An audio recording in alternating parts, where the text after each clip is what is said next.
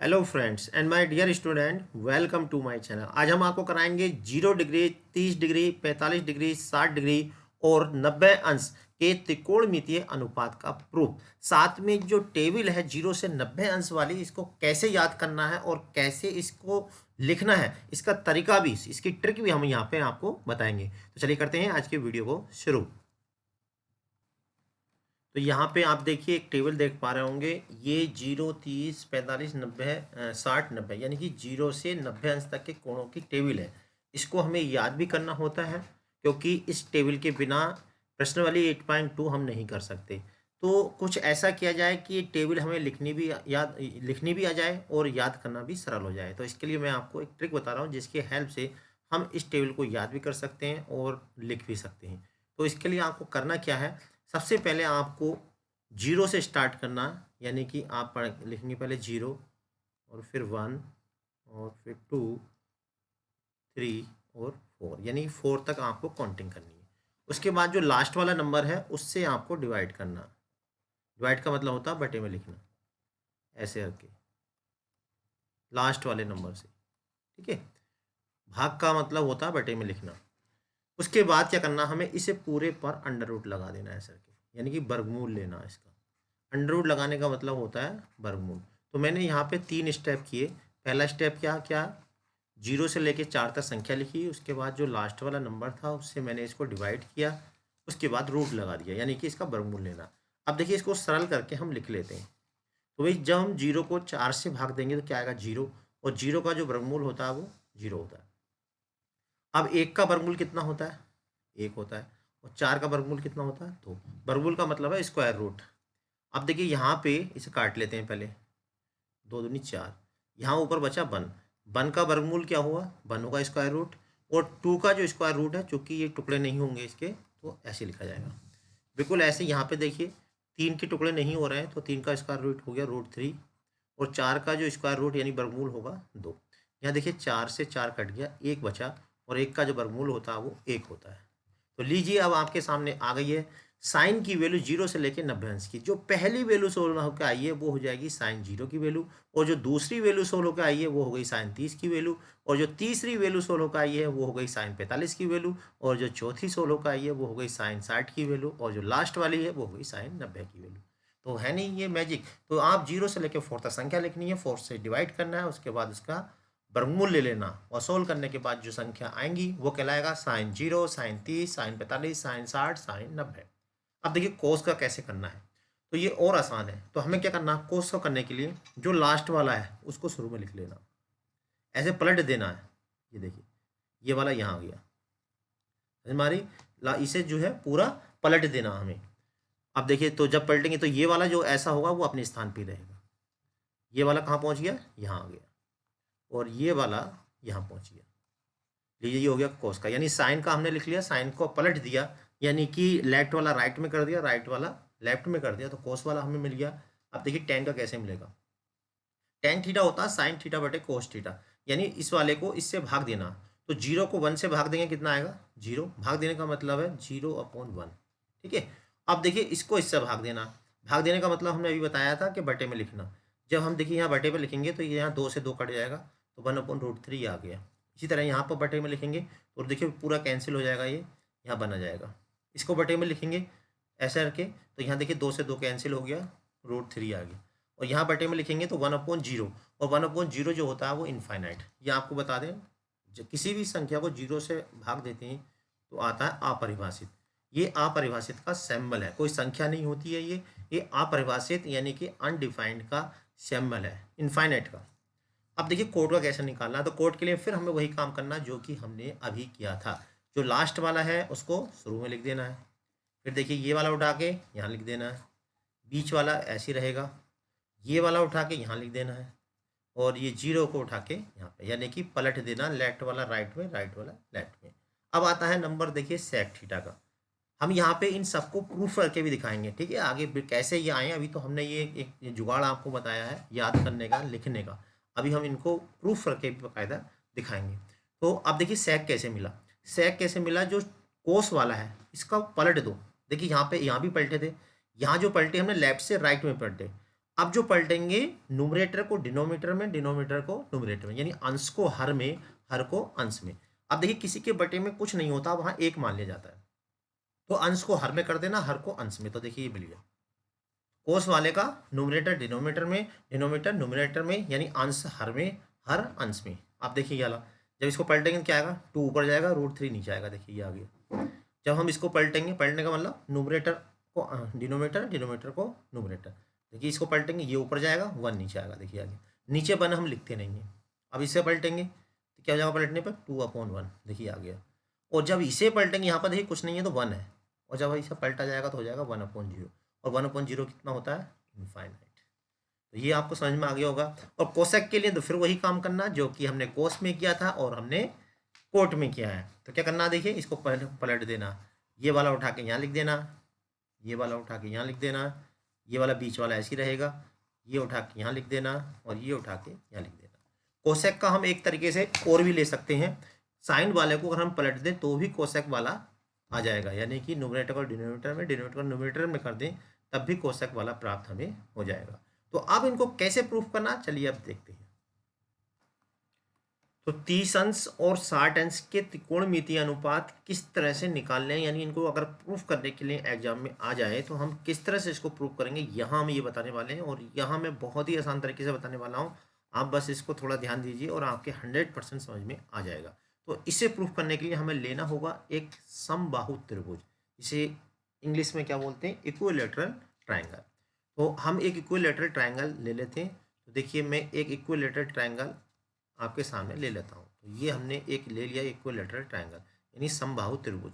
तो आपको पता होना चाहिए कि समबाहु त्रिभुज किसे कहते हैं। तो मैं समझता हूँ आप सबको पता होगा समबाहु त्रिभुज किसे कहते हैं, फिर भी मैं यहाँ पे आपकी नॉलेज के लिए बता देता हूँ। ऐसा त्रिभुज जिसकी सभी भुजाएं बराबर हो उसे हम समबाहु त्रिभुज कहते हैं।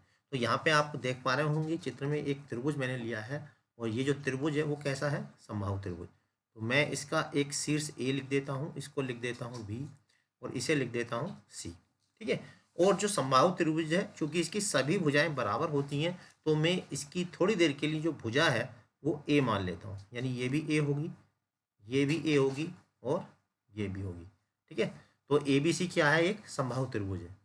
त्रिभुज ए बी सी एक समबाहु त्रिभुज है। सारी कहानी देखिए यहीं से चलेगी, यानी कि अगर इसको प्रूफ करना होगा तो आप समबाहु त्रिभुज लेके चलेंगे। समबाहु त्रिभुज है, ए बी सी कैसा त्रिभुज है, समबाहु त्रिभुज। और इसमें हमने थोड़ी देर के लिए मान लिया, माना ए बी बराबर बी सी बराबर सी ए, और बराबर हमने कितना ले लिया, ए ले लिया। ठीक है। अब देखो यहाँ से कैसे प्रूव करना, तो इसके लिए मैं एक काम करूँगा, शीर्ष ए से लंब डालूंगा।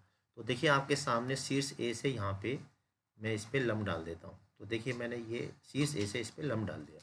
लंब का मतलब आप जानते होंगे, यानी कि 90 अंश का कोण। तो मैंने देखिए वहाँ से लंब डाला है, तो यानी कि ये 90 डिग्री का हो गया। अब जरा ध्यान देंगे, ये हम जानते हैं कि अगर समबाहु त्रिभुज में शीर्ष से लंब डालें तो वो सामने वाली जो भुजा होती है उसको आधा आधा बांट देता है। तो आधा आधा बांटने का मतलब टोटल है ये ए, तो आधी हो जाएगी ये a/2, a/2 इधर हो जाएगी और a/2 इधर हो जाएगी, यानी a/2 इधर, a/2 इधर। ठीक है। अब देखिए जरा ध्यान देंगे, हम ये भी जानते हैं कि समबाहु त्रिभुज का जो प्रत्येक कोण होता है वो 60 अंश का होता है, यानी ये जो कोण है वो 60 अंश है। ये भी कितना है, 60 अंश है, और ये पूरा जो होगा वो 60 अंश होगा। अब चूंकि हमने लंब डाल दिया है तो ये आधा रह गया, यानी ये हो गया 30 अंश।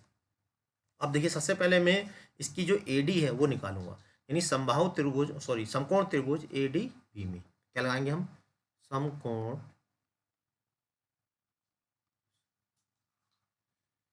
समकोण त्रिभुज ADB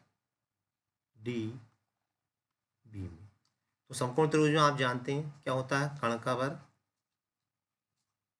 कर्ण का वर्ग बराबर होता है आधार का वर्ग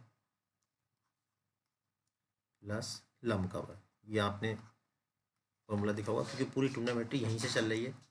अब देखिए कर्ण, कर्ण कौन सा है इसमें, 90 अंश के सामने वाला जो होता है वो हमेशा कर्ण होता है। कर्ण है इसका AB।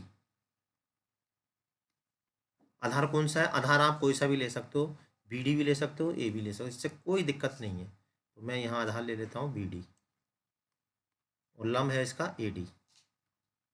अब यहाँ पे हमें AD निकालना। AB जो है वो कितना है A, क्योंकि हमने समबाहु त्रिभुज की जो भुजा है वो A मानी है, A² हो गया। BD कितना है A का आधा यानी A/2 का स्क्वायर। AD मुझे निकालना है यहाँ पे, तो AD निकालेंगे। A का स्क्वायर यहाँ ऐसे रहा, A का स्क्वायर और 2 का जो स्क्वायर होगा वो 4 हो जाएगा। और यहाँ देखिए मैं AD निकालता हूँ, पक्षांतर कर लेते हैं। जब पक्षांतर करेंगे तो ये राइट वाला लेफ्ट में चला जाएगा, ये यहाँ पर देखिए। अब एल्शियम लेंगे, यहाँ कुछ नहीं है तो 1 मान लिया जाएगा, और इसका एल्शियम है तो ये हो जाएगा 4A²। मेरा प्रयास रहता है कि मैं पूरा क्वेश्चन एक ही पेज पे करूं। एक ही पेज पे करने से ये फ़ायदा रहता है कि वो क्वेश्चन बहुत अच्छे से समझ में आ जाता है। पेज पलटने से आधा मैटर अगले पेज पे चला जाता है, इससे स्टूडेंट्स को प्रॉब्लम आती है। तो यहाँ पर देखिए AD² ये हो जाएगा, देखिए 4 में से 3 गए, 4 में से 1 गया, बचे 3A²/4। अब देखिए इसका हम वर्गमूल लेंगे, तो वर्गमूल लेंगे, देखिए जिस पे स्क्वायर है वो तो हो जाएगा बाहर आ जाएगा A, और चूंकि इस पे √3 ऐसे रहेगा, और 4 का जो वर्गमूल होता है वो 2 होता है। तो जब वर्गमूल लेंगे A² का A 3 पर रूट चढ़ जाएगा, और 4 का वर्गमूल होता है 2, यानी हमें AD मालूम हो चुका है। अब हमें क्या निकालना, देखिए 30 और 60 अंश के त्रिकोणमितीय अनुपात। तो मैं पहले 60 के निकाल देता हूँ, फिर 30 के निकालेंगे। तो त्रिकोणमितीय अनुपात होते हैं 6, तो हमें 6 के 6 निकाल लें। तो सबसे पहले मैं निकालता हूँ, देखिए sin 30, और फॉर्मूला आपने देखा था, sin 30 होता है लंब बटे कर्ण। क्या होता है फॉर्मूला, sin थीटा लंब बटे कर्ण, लाल बटे अक्का से। चाहो तो मैं लाल बटे अक्का यहाँ पे लिख देता हूँ, मैं पहले पेज से वहाँ से उठा कर ला देता हूँ यहाँ, ठीक है, क्योंकि आप भूल गए होगे। मैं यहाँ लाल बटे अक्का को उठा के ला देता हूँ, देखिए ये रखा हुआ है। तो मैंने यहाँ से इसको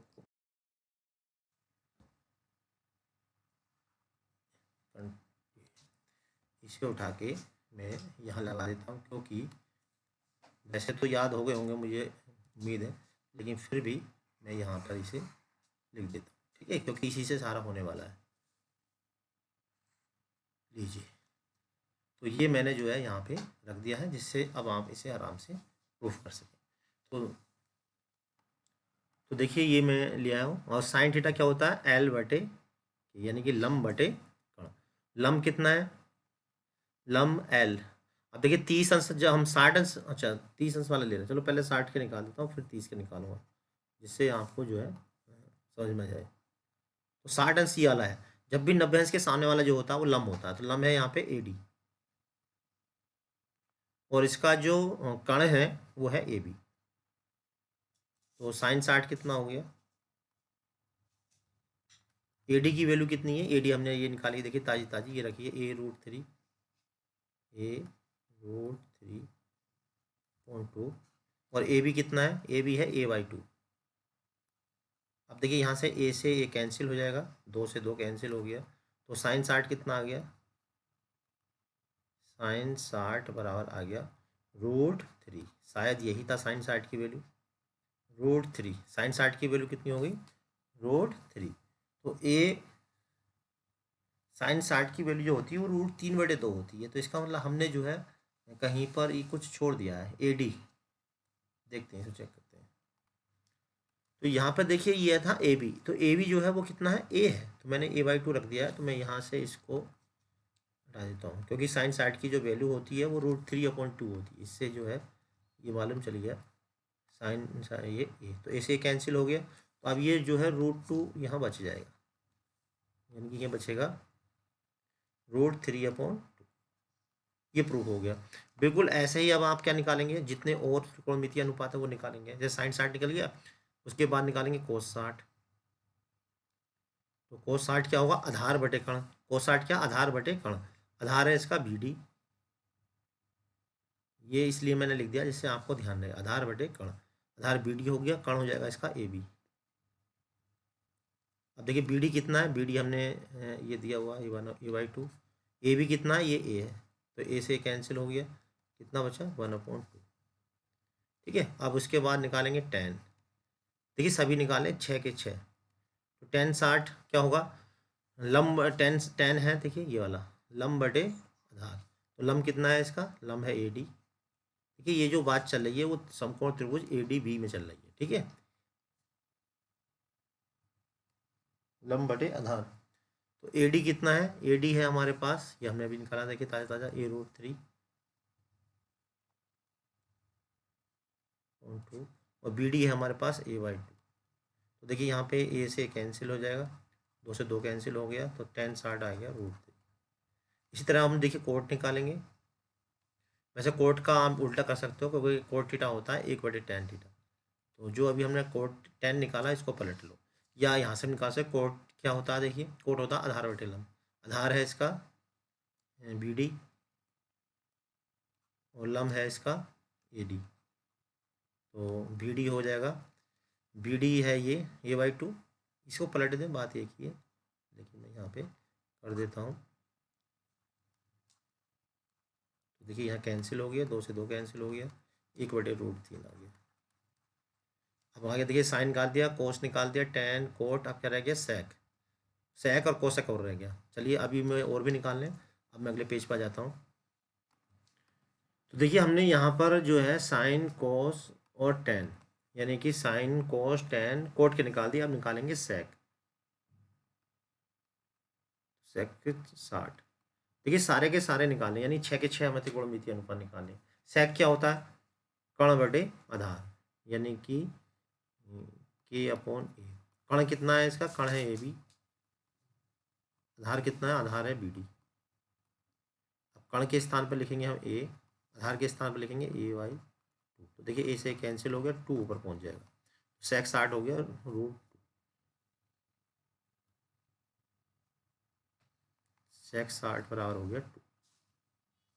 और बिल्कुल ऐसे ही अब निकालेंगे कोसेक। कोसेक 60, तो कोसेक क्या हुआ, देखिए कोसेक होता है कर्ण बटे लंब। कर्ण बटे लंब, कर्ण है ए बी और लंब है इसका ए डी। जो कोण हम लेते हैं यहाँ पे, जैसे यहाँ पे 60 है, तो 60 अंश के सामने वाला लंब होता है, 90 अंश के सामने वाला हमेशा कर्ण होता है, जो बचा वो आधार हो गया।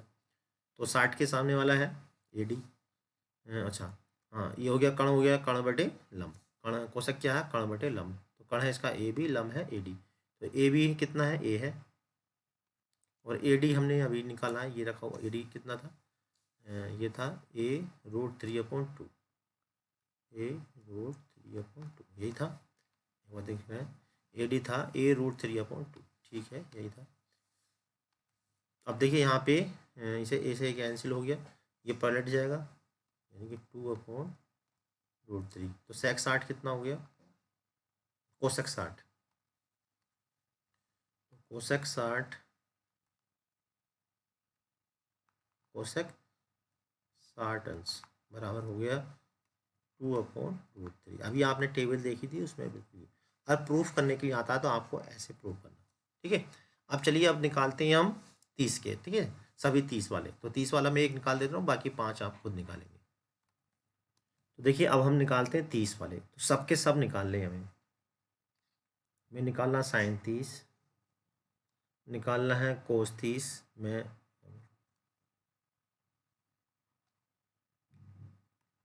और निकालना है टेन 30, निकालना है कोट 30, और कोई 6 त्रिकोणमितीय अनुपात होते हैं तो सारे निकालने हैं। फिर सेक 30, और लास्ट में कोसेक 30। कोसेक में यहाँ लिख देता हूँ, कोसेक 30। ठीक है, अब देखिए साइन क्या होता है, साइन थीटा होता है लंब बटे कर्ण। लंब है इसका, अब देखिए साइन 30, अब जब 30 की बात कर रहे हैं तो लंब जो होगा वो सामने वाला हो जाएगा, यानी बी डी लंब हो जाएगा। तो यहाँ ध्यान देने वाली बात है, जो हम एंगल निकालते हैं उसके सामने वाला जो होता है वो लंब होता है। जैसे हमें 30 निकालना, तो 30 के सामने वाले कौन सी, बी डी है, तो बी डी इसका लंब हो गया। साइन थीटा क्या, लंब बटे कर्ण। कर्ण वही रहता है, कर्ण में कोई चेंजिंग नहीं होता। आंधी बारिश तूफान कुछ भी आ जाए, कर्ण चेंज नहीं होता, कर्ण लंब के सामने वाला ही होता है। और जो लंब और आधार है ये बदलते रहते हैं, वो निर्भर करते हैं इस वाले एंगल पे, हमसे क्या पूछ रहा है। तो बी डी कितना है, बी डी है A/2, और देखिए ए बी कितना है, ए बी है ए से ए कैंसिल हो गया, कितना आ गया साइन 1/2। इस तरह कोस 30 निकालेंगे। कोस क्या है? कोस होगा आधार बटे कर्ण। आधार है इसका, देखिए 30 अंश की बात कर रहा है तो आधार हो जाएगा AD, कर्ण हो जाएगा इसका AB। और AD कितना है? AD है हमारे पास a√3/2 और AB है A, देखिए A से कैंसिल हो गया, ये आ गया √3/2। बड़े आराम से tan 30 लंब बटेदार, 30 है तो लंब है BD, आधार है AD। तो BD कितना है? BD है a/2, आधार है AD, आधार है AB। लंब tan हुआ लंब बटे आधार, लंब हो गया BD, आधार है AD, AD है आधार। हाँ कितना है? AD। तो AD कितना है? a√3/2। तो देखिए 2 से 2 कैंसिल हो गया, A से A कैंसिल हो गया, ये बचा 1/√3 tan 30 की। इस तरह कोट की जो होती है वो बिल्कुल जस्ट इसकी उल्टी होती है। कोट 30 की वैल्यू हो जाएगी √3, tan 30 की 1/√3, कोट 30 की √3। अब sec 30 कैसे निकालेंगे? जो कोस का उल्टा कर दो, चाहे ये √3/2 है तो 2/√3 कर दो, या आप निकाल सकते हो फॉर्मूले से भी। ठीक है, तरीका मैंने आपको समझा दिया। अब देखिए हम करते हैं नेक्स्ट प्रूफ करेंगे 45 अंश के त्रिकोणमितीय अनुपात। चलिए अब प्रूफ करते हैं 45 अंश के त्रिकोणमितीय अनुपात, और ये भी बहुत आसान है। और इसके लिए जैसा कि हमने बताया था 30 और 60 जो करे थे हमने समबाहु त्रिभुज के लिए करे हैं, वैसे ही हम ये 45 अंश का जो प्रूफ करेंगे वो करेंगे समद्विबाहु समकोण त्रिभुज में। किसे प्रूफ करेंगे? समद्विबाहु समकोण त्रिभुज। तो पहले ही ये पता होना चाहिए कि समद्विबाहु समकोण जो त्रिभुज होता है वो किस प्रकार का होता है। तो मैं समझता हूँ आपको पता होगा, लेकिन अगर नहीं पता है तो मैं आपको आपकी जानकारी के लिए बता देता हूँ। ऐसा त्रिभुज जिसकी दो भुजाएं बराबर हों और एक कोण 90 अंश का हो उसे हम समद्विबाहु समकोण त्रिभुज कहते हैं। समद्विबाहु का मतलब दो, सम में समान, द्वि में दो, भू में भुजाएं, यानी कि समान दो भुजाएं। अब समकोण की बात कर रहा है तो समकोण के लिए 90 डिग्री, यानी कि ऐसा समकोण त्रिभुज जिसकी दो भुजाएं बराबर हों उसे हम समद्विबाहु समकोण त्रिभुज कहते हैं। आपके सामने चित्र दिख रहा है, ये जो त्रिभुज है वो समद्विबाहु समकोण त्रिभुज है। ठीक है, अब इसमें देखिए समकोण त्रिभुज में तो आप जानते ही हैं समकोण त्रिभुज की विशेषता क्या होती है कि उसका एक कोण 90 अंश का होता है।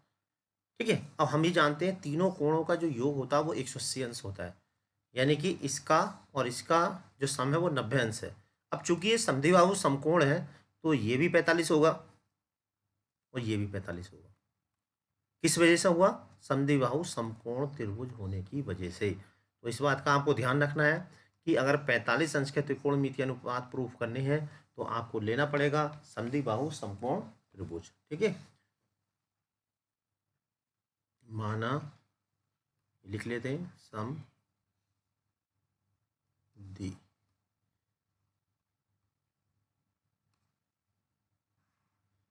समद्विबाहु समकोण त्रिभुज,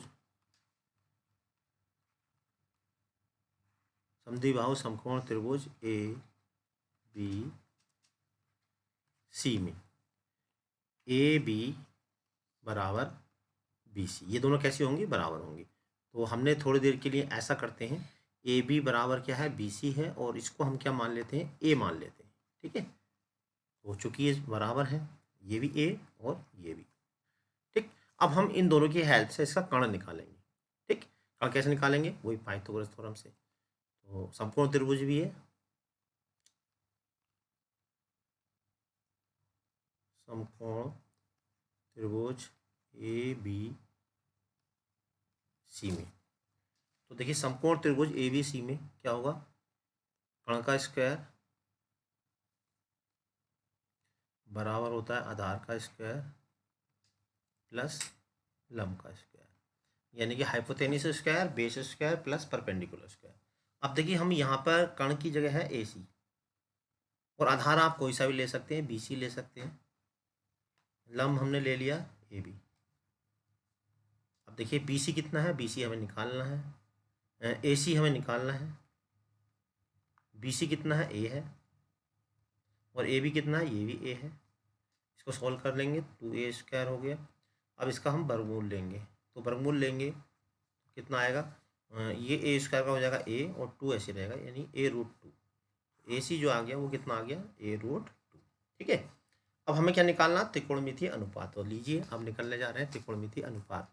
तो पहले हम इसे उठा के यहाँ ले जाते हैं क्योंकि इसकी हमें ज़रूरत पड़ेगी। तो लीजिए हमने इसे उठाया और उठा के यहाँ इस कोने पे रख लेते हैं नीचे। लीजिए, तो इसे हम जो उठा के यहाँ पे रख लेते हैं क्योंकि इसकी हमें ज़रूरत पड़ेगी। तो हमें क्या निकालना है, त्रिकोणमितीय अनुपात। तो लीजिए सबसे पहला निकालेंगे, ये लाइन खींच देते हैं यहाँ पे, sin 45। क्योंकि 6 त्रिकोणमितीय अनुपात होते हैं तो 6 के 6 निकालेंगे हम। sin 45 क्या होगा, लंब बटे कर्ण। आप देखिए यहाँ पे दोनों ही 45 है, तो आप कोई सा लंब ले लीजिए, कोई सा आधार ले लीजिए, कोई परेशानी यहाँ नहीं होने वाली है। तो लंब है इसका, लंब हो जाएगा लंब बटे साइन क्या है, लंब बटे कर्ण। लंब क्या है इसका, a, कर्ण हमने अभी निकाला, देखिए ताज़ा ताज़ा, a/√2। लंब आधार दोनों ही समान है तो इसलिए यहाँ पर आप कुछ भी ले सकते हैं। तो sin 45 कितना हो गया, 1/√2। अब निकालेंगे cos 45। तो cos 45 कैसे निकलेगा, cos क्या है, cos है आधार बटे कर्ण, आधार बटे कर्ण। आधार कौन सा है, a, कर्ण क्या है इसका, अभी निकाला हमने, ये √2। तो cos 45 कितना आ गया, cos 45 आ गया 1/√2। तो समझ में आ रहा होगा ये आपकी। अब क्या निकालेंगे, साइन आ गया, cos अब tan निकाल देते हैं। देखिए tan 45, तो tan 45 क्या हुआ, सूत्र क्या है tan का, लंब बटे आधार, l/a। तो लंब कितना है, लंब है इसका a, आधार कितना a से a कैंसिल हो गया, tan 45 हो गया 1। tan के बाद निकालेंगे कोट 45। जो कोट जो होता है वो tan का उल्टा होता है, तो ये 1 का उल्टा करेंगे तो 1 ही हो जाएगा। ठीक है, उसके बाद निकालेंगे sec 45। अब देखिए sec जो होता है वो कोस का उल्टा होता है, तो कोस वाले को उल्टा कर दो, चाहे यहाँ से निकाल लो। कोस sec क्या होता है, कर्ण बटे आधार। कर्ण कितना है, कर्ण है हमारे पास ये √2, आधार है a। चाहे देखिए कोस वाले को उल्टा कर देते तब भी यही आता आंसर। अब इसके बाद निकालेंगे कोसेक। तो इस प्रकार से आप सभी त्रिकोणमितीय अनुपात निकाल सकते हैं। कोसेक क्या होता है, साइन का पलट दीजिए, यानी कि 1/√2 का √2, या यहाँ से लिख दीजिए कोसेक कर्ण बटे लंब, कर्ण बटे लंब। कर्ण कितना है, कर्ण है इसका, कर्ण हमने निकाला a√3, a√2 सॉरी, यहाँ पे ए से कैंसिल हो गया, ठीक है। तो इस तरह से हम त्रिकोणमितीय यानी 45 अंश के त्रिकोणमितीय अनुपात निकाल सकते हैं। ठीक है, अब हम निकालते हैं, देखिए 0 अंश और 90 अंश के त्रिकोणमितीय अनुपात। ये आपको बहुत ही ध्यान से समझनी है और यहाँ मैं बहुत ही अच्छे से आपको समझाने वाला हूँ कि आप 30 अंश और 90 अंश के त्रिकोणमितीय अनुपात किस प्रकार निकालेंगे। जैसा कि मैंने आपसे वादा किया था कि मैं 0 और 90 अंश के कोण जो बहुत ही आसान तरीके से बताने वाला हूं, तो यहाँ मैं एनिमेशन के जरिए आपको ही बताऊंगा कि किस प्रकार से 0 डिग्री और 90 अंश के कोण आप निकाल सकते हैं और बहुत ही आसान तरीके से निकाल सकते हैं। इसके लिए मुझे चाहिएगा एक त्रिभुज, क्योंकि हाई स्कूल की जितनी भी ट्रिग्नोमेट्री है वो समकोण त्रिभुज पर आधारित है, तो हमें समकोण त्रिभुज की जरूरत पड़ती है। तो आपके सामने देखिए एक त्रिभुज आ चुका, समकोण त्रिभुज। अब यहीं से सारा खेल होने वाला है, बस आप देखते जाइए। देखिए ये आपके सामने समकोण त्रिभुज है, इसका ये वाला जो कोण है वो 90 डिग्री का है। एक बार मैं आपको बता देता हूँ, तो ये वाला जो कोण है वो कितना 90 डिग्री का है, और ये कोण कुछ भी हो सकते हैं। ठीक है, तो आप जरा ध्यान दें, आप बस एक चीज़ का ध्यान रखिए, यहाँ पर देखिए क्या 0 डिग्री है। ठीक है, ये जो एंगल है 0 डिग्री कब होगा, ये 0 डिग्री तब होगा जब कर्ण और आधार जो है क्या, ये कर्ण आधार पे आ जाए। जरा ध्यान समझना यहाँ पे, क्योंकि यहीं सब कुछ होने वाला है। और ये देखिए, अब यहाँ आपको ध्यान देना है, मैं इसका जो है साइन जो है वो लंब और कर्ण का अनुपात है। तो लंब कौन सा है पहले मैं आपको बता दूं, एक बार दिखा देता हूँ लिख के। लंब मान लीजिए ये है और कर्ण क्या है, ये वाला है। ठीक है, तो लंब ये है, कर्ण ही है, साइन थीटा क्या, लंब बटे कर्ण। अब जब 0 डिग्री है तो 0 डिग्री देखिए कब होगा, जब ये वाला जो पॉइंट है वो यहाँ तक पर पहुँच जाए। जैसे ही ये वाला जो पॉइंट है वो यहाँ पे पहुंचेगा तो लंब क्या हुआ, जीरो हो जाएगा। लंब क्या हो जाएगा ऊपर, जीरो। और कर्ण क्या हो जाएगा, आधार के बराबर हो जाएगा। ठीक है, कर्ण क्या हो जाएगा, आधार के बराबर, यानी कुछ भी हो सकता है। तो क्या आ जाएगा, इसके साइन जीरो की वैल्यू जीरो। अब कैसे, जरा एक बार मैं इसको एनिमेशन के जरिए आपको बताने का कोशिश करता हूँ, समझाने की कोशिश करता हूँ। जरा अब देखिए, अब यहाँ पे आपके सामने ये त्रिभुज आपको दिखाई दे रहा होगा। तो इसका क्या है, यहाँ से मैंने क्या करा, देखिए इसका जो कण है उसको मैं देखिए यहाँ से हटा रहा हूँ। अब देखिए एंगल मैं जीरो हो कर रहा हूँ, जैसे ही इसका एंगल जीरो होगा तो लंब जो होगा वो जीरो हो जाएगा। देखिए अब दिखाई दे रहा होगा आपको, देखिए ये देखिए, जैसे ही इसका एंगल जीरो हुआ तो लंब कितना हो गया, जीरो। अब देखिए एंगल मैंने बढ़ाना चालू करा, जैसे ही एंगल बढ़ेगा तो क्या होगा, इसका जो लंब है वो बढ़ता चला जाएगा। आप देख पा रहे होंगे चित्र में। अब देखिए यहाँ पे लंब बढ़ रहा, जब हम इसका लंब बढ़ा रहे हैं, ये वाला लंब जैसे जैसे बढ़ा, ठीक है, तो ये एंगल बढ़ता चला जा रहा। लंब जैसे जैसे कम हुआ तो ये एंगल जीरो होता जा रहा। लंब कब शून्य होगा, जब एंगल यहाँ पे जीरो हो जाएगा। क्योंकि हमें 0 डिग्री की वैल्यू निकालनी है तो लंब कितना होगा, जीरो, इसलिए साइन जीरो का मान जीरो। ठीक है, अब इसी तरह से देखिए ये वाला कोस जीरो। कोस जीरो क्या, आधार बटे कण, आधार बटे कण। तो जीरो होने पर आधार कण में क्या है, कण जो पूरा आके आधार पर टिक जाता है, लेट जाता है, यानी आधार और लंब बराबर हो जाते हैं। बराबर का मतलब आधार भी, आधार किसके बराबर हो जाता है, आधार तो ऐसे ही रहता, वो कण जो होता वो भी आधार के बराबर हो जाता है। ये दोनों कट जाएंगे तो कोस जीरो की वैल्यू कितनी हो गई, वन। तो मैं एक बार और इस एनिमेशन को कराना चाहूँगा जिससे आपको जो है ये बहुत अच्छे से समझ में आ जाए। तो यहाँ पर देखिए जब एंगल जीरो होता है तो कण आधार के बराबर कैसे होता है, ये चीज़ मैं एक बार और आपको दिखाना चाह रहा हूँ जिससे आपकी बात अच्छे से समझ में आ जाए। तो यहाँ पे मैं इसको थोड़ा इधर ले लेता हूँ। अब देखिए मैं इस कण को क्या कर रहा हूँ, छोटा कर रहा हूँ। देखिए कण कहाँ जा रहा है, ये छोटा हो रहा है कण। देखिए कण छोटा हो, सॉरी लंब छोटा होता जा रहा। कब हो रहा है, जैसे ही एंगल जीरो होगा। देखो जरा ध्यान से, लंब छोटा होता जा रहा, यानी परपेंडिकुलर छोटा होता जा रहा।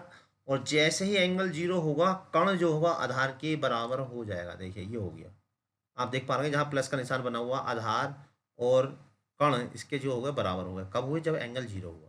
और एंगल जीरो, एंगल बढ़ेगा, जब इसका एंगल बढ़ेगा तो कण भी बढ़ता चला जाता है। ठीक है, तो ये कोस जीरो की वैल्यू हो गई वन। बिल्कुल इसी प्रकार से आप देखिए जो और एंगल है वो आप निकाल सकते हैं। यहाँ पर देखिए टेन लंब बटे आधार, तो टेन लंब कितना हो जाता है, 0 डिग्री होने पर लंब हो जाता है जीरो। आधार कितना, आधार, आधार लंब बटे आधार, आधार ऐसे रहता है, यानी टेन जीरो की वैल्यू कितनी हो गई, zero. Cot zero, angle zero होने पर आधार क्या हो जाता है, आधार तो ऐसे रहता है, लेकिन लंब किसके बराबर हो जाता है, आधार और लंब, लंब जीरो हो जाता है। जब जीरो से भाग देंगे तो क्या आएगा, इनफाइनाइट, इसलिए कोट जीरो की वैल्यू इनफाइनाइट। अब यहाँ पर देखिए जब जीरो होता है तो कण कितना हो जाता है, कण हो जाता है आधार के बराबर। जीरो होने पर कण किसके बराबर होता है, आधार के बराबर। और लंब कितना हो जाता है, जीरो, इसलिए कोशक जीरो की वैल्यू जीरो। हाँ, जीरो से भाग देंगे तो इनफाइनाइट आएगा, तो कोशक जीरो की वैल्यू इनफाइनाइट। और देखिए जीरो होने पे कण कैसा किसके बराबर हो जाता है, आधार के, आधार अपने आप रहता है, तो कोस जीरो का मान कितना हो गया, वन। अब बिल्कुल यही कहानी चलेगी देखिए 90 अंश पे।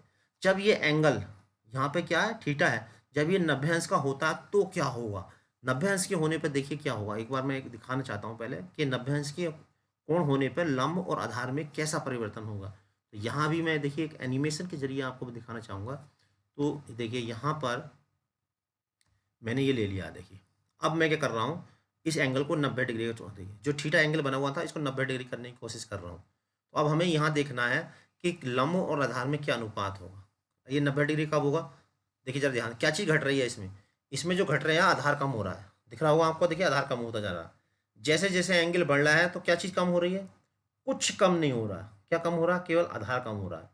और जैसे ही 90 डिग्री हो गया, देखिए क्या चीज़ बराबर हो गई, इसका जो लंब है वो कण के बराबर हो गया। कब हुआ, जब ये एंगल 90 डिग्री हो गया, यानी कि ये जो एंगल है ये वाला, ये वाला जो एंगल है थीटा, और ये जब यहाँ पर पहुँच जाता है यानी 90 डिग्री हो जाता है, तो ये वाली चीज़ और ये वाली चीज़ आपस में क्या हो जाती है, बराबर। यानी कि लंब जो है आधार के बराबर हो जाता है, लंब किसके बराबर हो जाता है, कण के बराबर, सॉरी, लंब हो जाता है कर्ण के बराबर, और जो आधार है वो कैसा हो जाता है 0। ठीक है, आप देखिए इसी फंडा का यूज करके साइन 90 निकाल दें। 90 होने पे लंब कितना हुआ, लंब हुआ कर्ण के बराबर, किसके बराबर हो गया, कर्ण के बराबर, और कर्ण ऐसे रहा, कर्ण में तो कोई परिवर्तन नहीं हुआ, कर्ण से कर्ण कट गया, 1 आ गया। अब देखिए जब को 90 अंश हुआ तो आधार कितना हुआ, आधार हो गया 0, और कर्ण कितना हुआ, कर्ण कर्ण में कोई चेंजिंग नहीं आई, 0 आ गया। 10 90 अंश होने पे लंब कितना हुआ, लंब हो गया कर्ण के बराबर, आधार कितना हुआ, आधार हो गया 0, तो 10 90 की वैल्यू कितनी हो गई, अनंत। ऐसे देखिए 90 होने पे आधार कितना हुआ, आधार हो गया 0, लंब कितना हुआ, लंब हो गया कर्ण के बराबर, तो ये आ गया आंसर 0। कोसेक 90, 90 होने पर कर्ण कितना हुआ, कर्ण में कोई परिवर्तन नहीं हुआ, लंब कितना हुआ, लंब वही कर्ण के बराबर हो गया, तो कोसेक 90 का मान आ गया 1। अब देखिए 90 होने पे कर्ण कितना हुआ, कर्ण में कोई परिवर्तन नहीं हुआ, आधार कितना हुआ 0, इसलिए कोसेक 90 की वैल्यू और सेक 90 की वैल्यू इनफाइनाइट यानी कि अनंत। तो इस प्रकार से 0 और 90 डिग्री के जो त्रिकोणमितीय अनुपात है, हम उसका लिंक जो है वीडियो के अंत में आपको मिल जाएगा। तो यहाँ पर देखिए सबसे पहला क्वेश्चन आपको स्क्रीन पर दिख रहा होगा, निम्नलिखित का मान याद कीजिए। तो पहले जो क्वेश्चन है पहले हम उसको उतारेंगे पूरा एज इट इज, कुछ नहीं करना है, जो क्वेश्चन दिया है उसे हम ऐसे ही उतार लेंगे।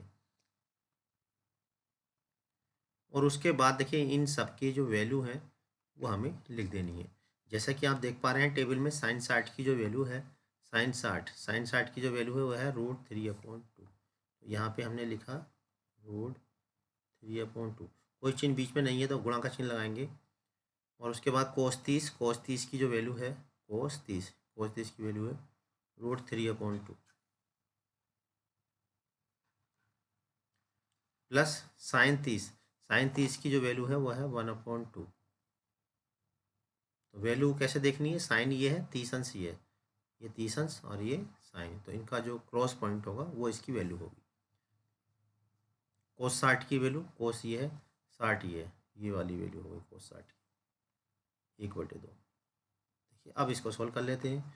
रूट से मल्टीप्लाई करते हैं तो रूट हट जाता है, ये वाली बात आपको पता होगी, 2 दूनी 4 आ गया, यहाँ पे 1/4। अब देखिए यहाँ पे 4 एलसीएम लेंगे, ये हो जाएगा ऊपर 3 + 1 यानी कि ये हो गया 4/4, और देखिए 4 से 4 ये कैंसिल हो गया, आंसर आ गया 1। अब इसी तरह से देखिए इसका जो सेकंड पार्ट है वो भी हम करते हैं, बस आपको टेबल ही इसके अंदर मेन याद होनी चाहिए। 10² 45 प्लस कोस² 30 माइनस साइन स्क्वायर 60। अब देखिए इनकी वैल्यू रख देते हैं। 10 45 की वैल्यू, 10 45 की वैल्यू है 1, कोस 30 की वैल्यू है √3/2। अब चूंकि स्क्वायर है तो मैं स्क्वायर लगा देता हूँ। साइन 60 की जो वैल्यू है √3/2, आप टेबल से देख सकते हैं, ये हमें याद होनी चाहिए, याद होगा तो क्वेश्चन हमें करने में कोई दिक्कत नहीं आने वाली। 2, 1 का वर्ग 1 ही रहता है, √3 का वर्ग रूट हट जाएगा, बस 2 का वर्ग हो गया 4, और यहाँ देखिए 3/4, ये चूँकि अपोजिट चिन्ह है एक जैसा है, यहाँ पे ये कट जाएगा, तो 2 की 1 से मल्टीप्लाई करेंगे 2, तो आंसर आ गया। तो यहाँ पर देखिए क्वेश्चन नंबर 1 का फर्स्ट सेकंड हो गया। अब हम करते हैं इसका नेक्स्ट पार्ट, क्वेश्चन नंबर 3। तो 3 देखिए स्क्रीन पर आ चुका है। तो 3 क्वेश्चन, इसमें वही देखिए वैल्यू रखेंगे, तो मैं अब डायरेक्ट रख ही देता हूँ। पहले क्वेश्चन आप उतारेंगे कोस 45, तो कोस 45 यहाँ देख लीजिए, कोस 45 की वैल्यू कितनी है 1/√2, तो कोस 45 की जगह रख दिया हमने 1/2। पहले आप पूरा क्वेश्चन उतारेंगे फिर सॉल्व करेंगे। सेक 30, तो सेक ये है, सेक 30 की वैल्यू कितनी है 2/√3, 2/√3। कोसेक 30 की जो वैल्यू है वो है 2, कोसेक 30 की वैल्यू कितनी है 2। अब इसको सॉल्व कर लेते हैं, देखिए सॉल्व करेंगे 1/√2, यहाँ पे कुछ नहीं है, नीचे 1 मान लेंगे, एलसीएम लेंगे, इसका एलसीएम कितना आएगा √3, तो यहाँ पर जाएगा 2 + के √3 की इधर मल्टीप्लाई हो जाएगी 2 यानी क्रॉस मल्टीप्लाई हो जाती है। cos 45 की वैल्यू 1/√2 और sec 30 की वैल्यू हो गई 2/√3। ठीक है, अब ये ऊपर पहुंच जाएगा तो ये हो जाएगा। देखिए ये बता दें आपको, सबसे ऊपर वाला और सबसे नीचे वाला हमेशा अंश में लिखे जाते हैं, यानी कि √3 × 1, और जो बीच वाले होते हैं ये दोनों नीचे लिखे जाते हैं। ये सीधा तरीका है। यहाँ पे कुछ स्टूडेंट जो है कंफ्यूज हो जाते हैं कि क्या लिखें, तो कंफ्यूज होने की ज़रूरत नहीं है। सबसे ऊपर का और सबसे नीचे का जो है न्यूमरेटर में, और बीच वाले दोनों डिनोमिनेटर में यानी हर में। तो ये इसका आंसर होंगे। चाहो तो 2 यहाँ पे अभी आप कॉमन ले सकते हो, तो कॉमन लेंगे तो ये इसका आंसर होंगे। 2 कॉमन ले लिया, देखिए यहाँ से 2√2 और यहाँ बचा 1 + के √3, ये इसका आंसर हो गया। तो इसका आंसर हम आंसर शीट से मिला लेते हैं। तो हम देख पा रहे हैं कि इसका आंसर अभी आंसर शीट से नहीं मिला है, तो मैं आपको पूरा आंसर मिला के दूंगा। तो चलिए अब थोड़ा सा ऊपर चलते हैं। हम क्या करेंगे, इसके कंजुगेट से मल्टीप्लाई करेंगे। अब कंजुगेट क्या होता है? कंजुगेट होता है नीचे वाले का अपोजिट चिन्ह। तो जो बड़ी संख्या होती है उसको हम पहले लिख लें तो ज़्यादा अच्छा रहता है, यानी कि √3 - 1, ये इसका कंजुगेट हो गया। और इसमें अभी हमने कुछ नहीं किया है, ये इसको हमने 1 + 3 को √3 + 1 लिख लिया। ठीक है, दिक्कत कुछ नहीं है, ऐसा बड़ी संख्या पहले लिखे तो थोड़ा सही रहता। तो हमने इसके कंजुगेट से मल्टीप्लाई करी। कंजुगेट का मतलब होता है संयुग्मी, यानी कि जो ये लिखा है यहाँ पर जैसे प्लस चिन्ह है तो माइनस से ऊपर नीचे मल्टीप्लाई। अब देखिए ऐसा करने से क्या होगा, पहले हम इसे √3 के अंदर गुणा करेंगे। तो √3 के अंदर गुणा करेंगे, ये हो जाएगा 3 - के √3 और यहाँ पे 2√2। अब यहाँ पे एक काम और करना, √2 से और ऊपर नीचे गुणा करनी है। √2 से क्यों करनी है? क्योंकि आंसर शीट में हमने देखा, वैसे तो एग्जाम में पता नहीं होगा आपको आंसर कितना है, तो आप अपने हिसाब से छोड़ सकते हो। क्योंकि अभी हमें मालूम है इसके आंसर का, तो हम आंसर मिलाएंगे। तो √2 से मैंने ऊपर नीचे गुणा कर दी। ठीक है, और यहाँ पर देखिए 2 वर्गों के अंतर का सूत्र, यानी a + b और a - b। तो ये हो जाएगा √3 का स्क्वायर - 1 का स्क्वायर। तो फॉर्मूला मैं यहाँ लिख देता हूँ। ये फॉर्मूला होता है a + b और a - b बराबर होता है a² - b²। इसे 2 वर्गों के अंतर का सूत्र बोलते हैं। तो देखिए अब इसके हेल्प से आंसर आने वाला है। 2 की फिर अंदर एंट्री करेंगे तो ये हो जाएगा 3√2 - के 2 × 6। अब देखिए √2 की √2 से करेंगे, ये हो जाएगा 2। √2 की √2 से करेंगे 2 करेंगे। √3 का वर्ग होता है 3 और 1 का वर्ग। मैं पूरा आंसर आपको मिला के दूंगा। तो आई थिंक आंसर अब आपका देखिए बिल्कुल आंसर शीट से मिल चुका है, क्योंकि जब तक आंसर नहीं मिलता बच्चा ये सोचता है कि क्वेश्चन गलत हो रहा है, इसलिए आंसर मिला के देना ज़रूरी है।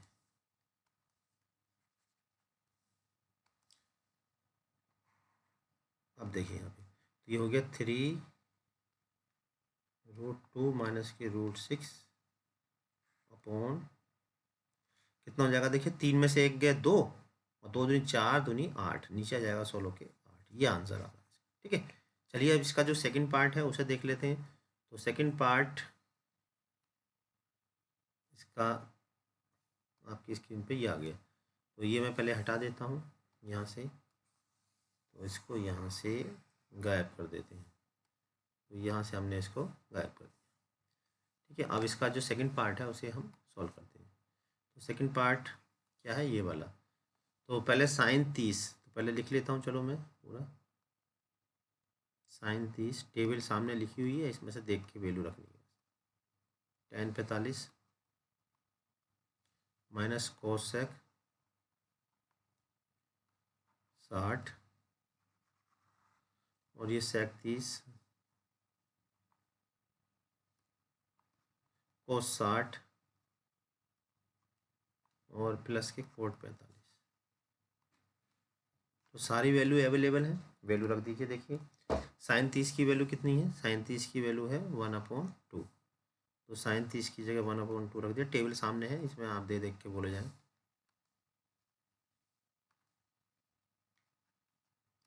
और tan 45 की वैल्यू 1। कोसेक 60 की जो वैल्यू है वो है 2/√3, यानी कि साइन 30 का उल्टा। सेक 30 का मतलब कोस 30। कोस 30 की होती है √3/2, यानी 2/√3 हो जाएगी इसकी। सेक 30 ये वाला देखिए 2/√3 सही है। कोस 60 1/2, कोट 45 1। अब देखिए इसका एलसीएम ले लेते हैं। यहाँ कुछ नहीं है तो 1 मान लेते हैं, जहाँ कुछ नहीं है 1 मान लेते हैं। क्या एलसीएम है ऊपर? एलसीएम है 2√3। क्या आएगा यहाँ पे? देखिए 2 कैंसिल हो गया, यहाँ आएगा √3। यहाँ पे कितना आएगा? 1 पूरा का पूरा 2√3 आ जाएगा ये। यहाँ आएगा √3 से √3 कैंसिल हो गया, 2 दूनी 4। ये एलसीएम लेने का तरीका है। ऐसे यहाँ देखिए, यहाँ भी एलसीएम कितना है? यहाँ एलसीएम है 2√3। हाँ, तो यहाँ पर √3 से √3 कैंसिल, 2 दूनी 4। और यहाँ पर देखिए 2 से 2 कैंसिल, ये आ जाएगा √3। और यहाँ आ जाएगा 2√3 पूरे का पूरा। तो ये देखिए ये कैंसिल हो गया। ठीक है, तो यहाँ पर भी हमें देखिए नीचे डिनोमीटर जो है वो पूरा गायब करना है। तो यहाँ भी आंसर इसको मिलाना पड़ेगा, यानी कंजुगेट से मल्टीप्लाई करनी पड़ेगी। तो इसको भी यहाँ भी हम पूरा आंसर आपको मिला के देंगे। तो क्या है पहले वो लिख लेता हूँ मैं। √3, ये √3 था, इसको ऐसे कर देते हैं ये वाला। तो 2√3 कितना हो गया? 3√3 माइनस के 4। और यहाँ हो जाएगा, ये हो जाएगा 4 माइनस √3। ठीक है, अब इसे कंजुगेट से मल्टीप्लाई कर देते हैं। तो कंजुगेट क्या है? संयुग्मी, यानी कि विपरीत चिन्ह। तो विपरीत चिन्ह क्या है इसका? ये 4 प्लस के √3, ये इसे कंजुगेट बोलते हैं। जो डिनोमिनेटर में होता है उसके विपरीत चिन्ह से गुणा करना अंश और हर में, वो कहलाता है कंजुगेट से मल्टीप्लाई। ठीक है, अब देखिए ऊपर की मल्टीप्लाई करेंगे, 3 चौक 12 और √3 ऐसी रहेगी। फिर करेंगे 3 ऐसी रहेगा, √3 की √3 से गुणा करेंगे 3 हो जाएगा। अब 4 से करेंगे, 4 चौक 16, 4 की √3 से करेंगे तो 4√3। अब देखिए आपका आंसर आने वाला, ये दो वर्गों के अंतर का फॉर्मूला बन जाएगा जैसा कि अभी बना था। तो लीजिए आंसर कितना हो गया, देखिए 12√3 और 4√3, कितने बचे? 8√3। ये कितना हो गया? 3 3 9, 16 में से 9 गए 7। ठीक है, 16 में से 9 गए 7। अब यहाँ पर कितना बचा? 4 चौक 16 माइनस 3 3 9। 4 चौक 16 माइनस 3 3 9। तो अब इसका आंसर देखते हैं, आंसर कितना आ रहा है। तो यहाँ पर देखिए ये जो था, यहाँ पे प्लस का चिन्ह था, यहाँ हमने क्या कर दिया? प्लस में यहाँ कर दिया माइनस। तो यहाँ हमने प्लस कर दिया, प्लस करेंगे तो ये हो जाएगा 3√3, यानी कि ये हो जाएगा नीचे 4 प्लस के 3√3, 4 प्लस के 3√3। तो अब कंजुगेट क्या हो जाएगा इसका? 4 प्लस के 3√3, तो 4 प्लस के 3√3 ये कंजुगेट होगा। तो अब प्लस की जगह यहाँ पर क्या आ जाएगा? माइनस चिन्ह आ जाएगा, यहाँ पे ये माइनस हो जाएगा। तो ये यहाँ पे मिस्टेक हो गई, तो ये हम नीचे वाला पूरा डिलीट कर देते हैं, क्योंकि ये पूरा गड़बड़ हो गया। तो यहाँ हमने क्या करा? इसको डिलीट कर दिया। अब देखिए, अब इसको हम करते हैं सॉल्व। तो यहाँ पर देखिए कि अब इनके ऊपर की मल्टीप्लाई करेंगे। ठीक है, यहाँ हमारा कितना हुआ? 4 प्लस के 3√3, 4 प्लस के 3√3। हाँ, अब मल्टीप्लाई करेंगे, कितना आएगा? 3 चौक 12, 3 चौक 12 √3 माइनस, ये कितना हो जाएगा? देखिए बिल्कुल सेम टू सेम है, तीन तिया 9, √3 की 3 से करेंगे आएगा 3, और नीचे क्या होगा, दो वर्गों का अंतर, यानी कि 4 का स्क्वायर माइनस के 3√3 का स्क्वायर। तो अब देखिए कितना हो गया ये, 9 तिया 27,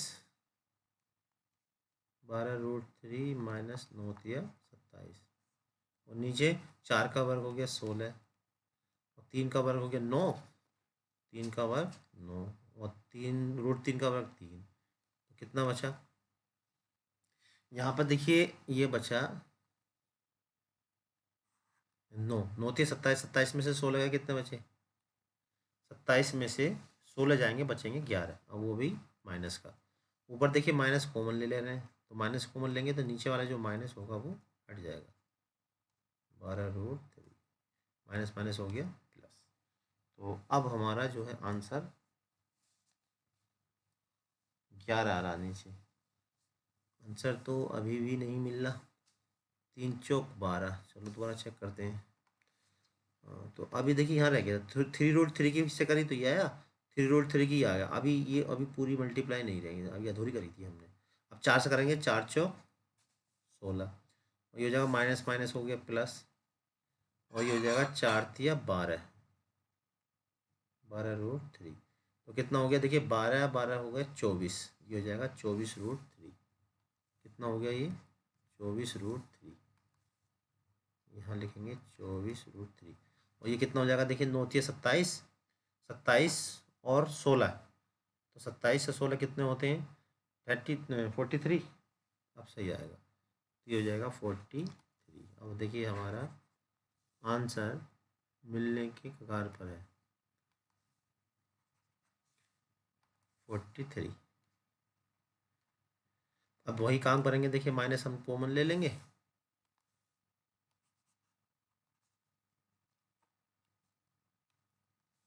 तो हमने क्या करा यहाँ से, देखिए माइनस कॉमन ले लिया, ये जाएगा 43 माइनस के 24√3, और ये नीचे जो माइनस था माइनस माइनस हो जाएगा प्लस, ये आंसर है। ठीक है, तो बिल्कुल इसका आंसर मिल चुका है। आप देखिए चलते हैं, देखते हैं नेक्स्ट क्वेश्चन, क्वेश्चन नंबर 5। तो क्वेश्चन नंबर 5 आपकी स्क्रीन पे है, तो यहाँ पे पहले उतार लेते हैं इस क्वेश्चन को पूरा, और फिर इनकी वैल्यू रख देते हैं। तो क्वेश्चन तो आप उतारेंगे पहले, चलिए वैल्यू रख देते हैं। cos 60 की वैल्यू कितनी है, cos 60 की वैल्यू है ये 1/2, क्योंकि स्क्वायर है तो स्क्वायर लगा देंगे, प्लस के 4, sec 30 की वैल्यू कितनी होगी, sec 30 की वैल्यू 2/√3।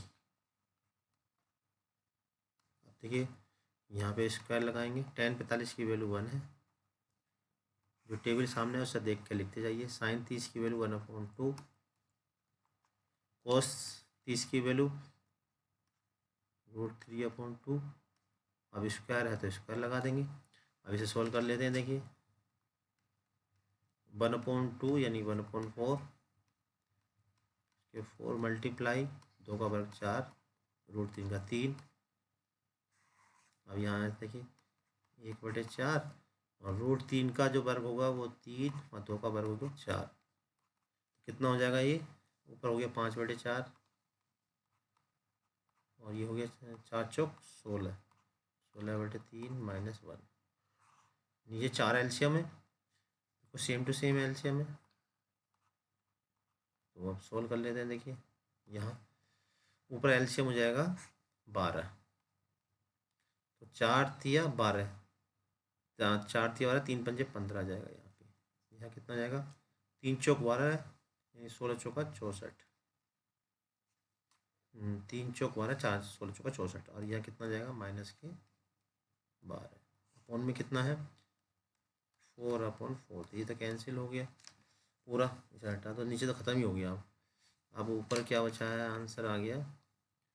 अब इसे हम सोल्व कर लेते हैं, नीचे है 12, ऊपर कितना देखिए 64 और 15 हो गए 79, 79 में से 12 माइनस कर दो, 79 में से 12 माइनस करें कितना आएगा, 9 में से 2 गए 7, 67 आएगा। ठीक है, ये आंसर आएगा 77/12।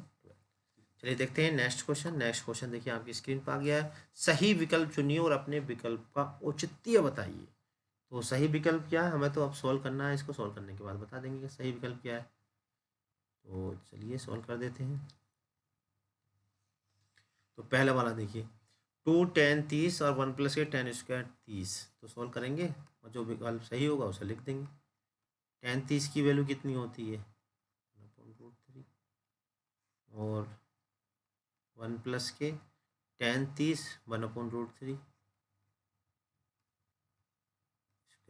ठीक है, चलिए अब इसको सॉल्व करते हैं। सॉल्व करेंगे तो देखिए क्या आएगा, ये आएगा 2/√3। ये कितना आ गया, 1 प्लस के √3 का जो वर्ग हो गया वो 3 हो गया। यहाँ कुछ नहीं है तो 1 करेंगे, यहाँ 2/√3, एलसीएम है यहाँ पे कितना 3, तो ये हो जाएगा 3 + 1।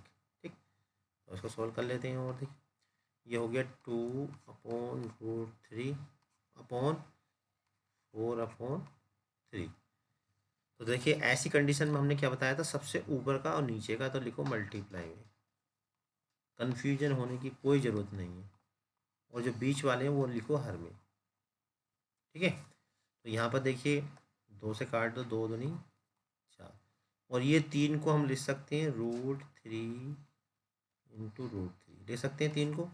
ऐसा क्यों लिखा, क्या ज़रूरत पड़ रही थी, इसलिए लिखा √3 से कैंसिल हो जाए। और देखिए यहाँ बचा √3/2, √3/2। देखिए इसमें आंसर में देख लीजिए, साइन 60 की वैल्यू क्या √3/2 होती है, बिल्कुल सही है। तो इसके स्थान पर हम लिख सकते हैं साइन 60।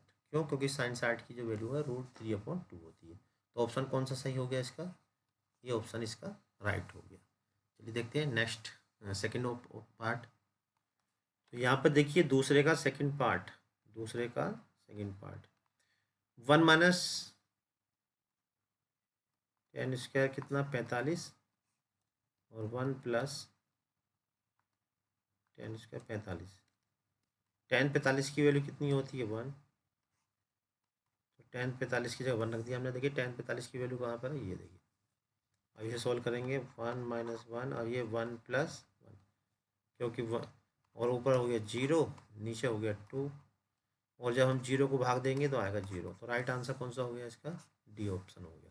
चलिए देखते हैं नेक्स्ट क्वेश्चन। देखिए नेक्स्ट क्वेश्चन, क्वेश्चन नंबर 2 का third part. Sign 2a = 2a तब सत्य होता है जबकि a बराबर हो। अब देखिए यहाँ पे ये जो है, हाँ, क्या लिखा, साइन 2a = 2 साइन ए तब सत्य होता है जब ए बराबर हो।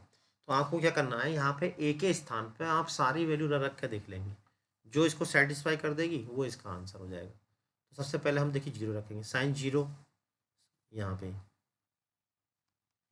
साइन एक की जगह 0 रखोगे तो साइन 0 हो गया, यहाँ पे 2 साइन 0 की वैल्यू 0, और साइन 0 ये देखिए ये सेटिस्फाई कर गया। तो राइट आंसर कौन सा हो गया, पहला वाला हो गया।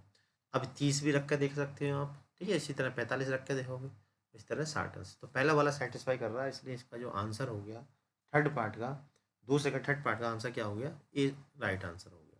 अब इसका फोर्थ पार्ट है, देखिए फोर्थ कैसे करना। 2 tan 30, tan 30 की जगह 1/√3, 1 माइनस tan स्क्वायर 30 यानी 1/√3 का स्क्वायर। अब इसे सॉल्व कर लेते हैं, 2/√3 ये कितना जाएगा 1 - 1/3। तो इसको सॉल्व करेंगे तो ये हो जाएगा 2/√3। देखिए 3 ही कम 3, 3 में से एक गया, कितने बचे 2/3। अब इस ऐसे केस में हमने क्या बताया था, सबसे ऊपर का और नीचे का ऊपर मल्टीप्लाई में, और बीच वाले जो हैं दोनों हर में लिखने हैं। अब देखिए 2 से 2 कैंसिल हो गया, 3 को हम क्या लिख सकते हैं, 3 को लिख सकते हैं √3 × √3, और देखिए √3 से √3, और √3 किसकी वैल्यू होती है, कोस 60 का 1/2 होती है, साइन 60 का मान √3/2 होता है। तो थोड़ा सा हम इसको नीचे कर देते हैं, √3 ये तो है नहीं आंसर। ठीक है, तो ये सी से हम थोड़ा सा यहाँ से हटा देते हैं इसको थोड़ा नीचे। अच्छा ये है, ये यहाँ पे छुपा हुआ था। तो इसमें देखिए किसकी वैल्यू होगी, तो आंसर जो होगा हमारा, हाँ कितना आया, √3 आया। तो √3 किसकी वैल्यू होती है, tan 60 की वैल्यू √3, ठीक है, इसकी जगह लिख सकते हैं tan 60। तो आंसर हो गया इसका सी वाला, इसका राइट आंसर हो गया। चलिए देखते हैं नेक्स्ट क्वेश्चन। नेक्स्ट क्वेश्चन आपकी स्क्रीन में question number 3। tan a plus B बराबर √3 और tan a माइनस बी बराबर 1/√3 और a प्लस बी की जो वैल्यू है वो 0 और 90 अंश के बीच में है, ठीक है। ए बड़ा है बी से, ए और बी का मान क्या होगा, ए और बी का मान हमसे पूछा है, ठीक है। तो इसे निकालने के लिए देखिए जो हमें दिया हुआ है पहले उसे देखते हैं। हमें दे रखा है tan a प्लस बी बराबर √3 दे रखा। तो tan में क्या वैल्यू होती है ये पता कर लो पहले इसकी। तो हम जानते हैं tan में जो वैल्यू होती है √3 क्या है, देखिए सामने टेबल में देख लीजिए। √3 जो वैल्यू है tan में √3 जो वैल्यू है वो किसकी है, 30 अंश। tan में √3 वैल्यू है 60 अंश की, किसकी है, 60 अंश की। तो इसकी जगह लिखते हैं हमने। अब दोनों तरफ से tan काट देंगे तो a प्लस बी बराबर आ गया 60 अंश, ठीक है। अब इसी तरह से दूसरा देखिए, tan a minus B is equal to दे रखा है 1/√3। 1/√3 किसकी वैल्यू tan में, देखिए 1/√3 ये है, ये सॉरी ये है 1/√3 है tan 30 की। तो इसकी जगह हम लिखेंगे tan 30। tan a minus B is equal to tan 30, ठीक है। तो a माइनस बी कितना हो गया, a माइनस बी बराबर हो गया 30 अंश। अब देखिए दो इक्वेशन बन गई है, एक ये बन गई है, एक ये बन गई। अब इनको सॉल्व करना, कैसे करना है, इसे नीचे रख लीजिए इसके। ये आपने इक्वेशन वाले चैप्टर में करे होंगे वो, ठीक है। अब नीचे क्या कर देते हैं, इसको ऐड जोड़ देते हैं। जोड़ेंगे ए और ए कितना हो गया 2a, ये 60 और 30 हो गए 90। यहाँ लिख देंगे एडिंग, यानी कि जोड़ने पर। तो ए बराबर कितना आ गया, 2 बटे में जाएगा 45 अंश आ गया। अब देखिए इस बात का ध्यान रखना है, जो हमें कंडीशन दे रखी है उसके हिसाब से होना चाहिए। तो कंडीशन क्या दे रखी है हमें, इनका जोड़ 0 और 90 अंश, ए जो बड़ा होना चाहिए बी से, और जोड़ जो है 90 अंश से छोटा बराबर ये 0 से बड़ा। तो बी की वैल्यू कहाँ से निकालेंगे, अब हम 2 से निकाल लो चाहे 1 से निकाल लो। समीकरण 1 से, समीकरण 1 क्या है, ए प्लस बी बराबर 60। तो ए के स्थान पर हमने कितना रख दिया, 45 रख दिया। तो यहाँ से देखिए बी की वैल्यू निकल जाएगी। तो बी कितना हो जाएगा, इधर आकर माइनस हो जाएगा, 60 माइनस 45। तो बी कितना आ गया, बी आ गया 15। तो देखिए पहले देखिए क्या यहाँ पे दूसरी कंडीशन, ए बड़ा है बी से, बिल्कुल सही है, ए बड़ा है बी से, ठीक है। और ए प्लस बी का जो जोड़ है वो 0 से बड़ा लेकिन 90 से छोटा होना चाहिए। 15 और 45 कितना हो गए, 60, बिल्कुल सही है। ए और बी की याद कीजिए। तो एक आंसर ये अलग हो गया और दूसरा आंसर ये अलग हो गया। तो देखते हैं लास्ट क्वेश्चन आपकी स्क्रीन। तो देखिए लास्ट क्वेश्चन स्क्रीन पर आ चुका है। अब हम इसमें ये ऑब्जेक्टिव क्वेश्चन है, इनके रीजन हमें यहाँ पे देने हैं, ठीक है। तो पहला क्वेश्चन देखिए, sine A plus B is equal to sine A plus sine B. निम्नलिखित में कौन सा सत्य है और असत्य है, कारण सहित अपने उत्तर की पुष्टि कीजिए। अब देखिए यहाँ जो है साइन ए प्लस बी ये होगा सत्य। क्यों होगा सत्य, ये वाली बात है। देखिए यहाँ पे ये जो है ए दो एंगलों के जोड़ का साइन है, और ये जो है एंगल ए का साइन और एंगल बी के साइन, यानी कि एंगल साइन जो है वो एंगल ए पे अलग है और एंगल बी पे अलग है। ये जोड़ पे साइन है, इसलिए ये दोनों चीज़ें क्या है, ये प्रतिबंध जो है वो असत्य है। साइन कभी भी ए और बी के साथ एंट्री नहीं कर सकता। इसका अलग फॉर्मूला होता है साइन ए प्लस बी का, वो अगली क्लास में आप पढ़ोगे, इसलिए ये जो हो गया असत्य हो गया। थीटा में वृद्धि होने के साथ साइन थीटा के मान में भी वृद्धि होती है। तो टेबल आपके सामने ये देख लीजिए। देखिए 0 अंश हुआ, ठीक है, तो 0 आ गया। 30 हुआ तो 1/2 आ गया। 45 हुआ तो 1/√3। 60 हुआ तो √3/2। साइन 90 हुआ तो 1। यानी पहले 0 था, फिर कहाँ तक हो गया 1। जैसे जैसे एंगल बढ़ रहा है वैल्यू भी बढ़ रही है। थीटा में वृद्धि होने पर साइन थीटा के मान में वृद्धि होती है, बिल्कुल सही लिखा है। तो टेबल से स्पष्ट है कि एंगल बढ़ने पर वैल्यू भी बढ़ती है, अतः ये कथन सत्य है, ठीक है। ये बातें इसमें लिख देंगे। थीटा में वृद्धि होने के साथ कोस थीटा के मान में भी वृद्धि होती है। कोस में ऐसा नहीं है, देखिए 0 की वैल्यू 1, 30 की हो रही तो कम होती चली जा रही है। कोस में क्या है, उल्टा है, इसमें क्या लिखा है, थीटा में वृद्धि होने पर कोस के थीटा मान में वृद्धि होती है, तो क्या है, असत्य। कोस में क्या होता है, उल्टा होता है, एंगल बढ़ने पर वैल्यू जो है घटती है, ठीक है, एंगल बढ़ने पर वैल्यू क्या है, घटती है। अब फोर्थ पार्ट, थीटा के सभी मानों के लिए sine theta is equal to cos theta. तो देखिए ये सभी मानों के सही तो है, लेकिन सभी एंगलों के लिए ये केवल 45 के लिए तो हो सकता है, क्योंकि साइन 45 की वैल्यू भी यही होती है और कोस 45 की भी यही होती है। तो 45 अंश के लिए तो ये ठीक है, लेकिन इसके अलावा अगर हम कोई और एंगल रख दें, जैसे मान लीजिए हम यहाँ रख दें 0, तो साइन 0 का मान 0, कोस 0 का मान 1, कैसा हो गया, ये असत्य हो गया। अब क्यों हुआ असत्य, क्योंकि यहाँ कह रहा था सभी मानों के लिए, तो सभी मानों के लिए तो ये कैसा है, असत्य है, लेकिन 45 अंश के लिए सत्य है। ए बराबर 0 पर कोट ए परिभाषित नहीं है, तो यहाँ पर देखिए ए बराबर 0 रखेंगे तो कोट जीरो की जो वैल्यू है, देखिए यहाँ पे कोट 0 क्या, नॉट डिफाइंड, बिल्कुल सही है। तो कोट ए बराबर 0 कोट ए परिभाषित नहीं है, कैसा है, सत्य है। तो टेबल से स्पष्ट है कि कोट ए बराबर 0 पर कोट ए जो है वो परिभाषित नहीं है। तो इस तरह से इसके ऑब्जेक्टिव क्वेश्चन हो गए। तो यहाँ पर देखिए हमने प्रश्नावली 8.2 पूरी फिनिश कर दी है। इसके टेस्ट भी हम ले रहे हैं। टेस्ट अगर आपको ऑनलाइन टेस्ट देना है तो आप ऑनलाइन टेस्ट दे सकते हैं, और इसके सॉल्यूशन का पीडीएफ चाहिए तो वो भी आप हमसे ले सकते हैं। इसके लिए आप हमारे व्हाट्सएप ग्रुप से जुड़ जाइए, वहाँ आप जैसे जुड़ेंगे तो आपको इसके सॉल्यूशन का पीडीएफ भी मिलता रहेगा, और जो भी हम टेस्ट लेंगे ऑनलाइन वो आप टेस्ट दे सकते हैं। अगली वीडियो तक के लिए आप हमारे वीडियो चैनल बने रहें, तब तक के लिए जय हिंद, जय भारत।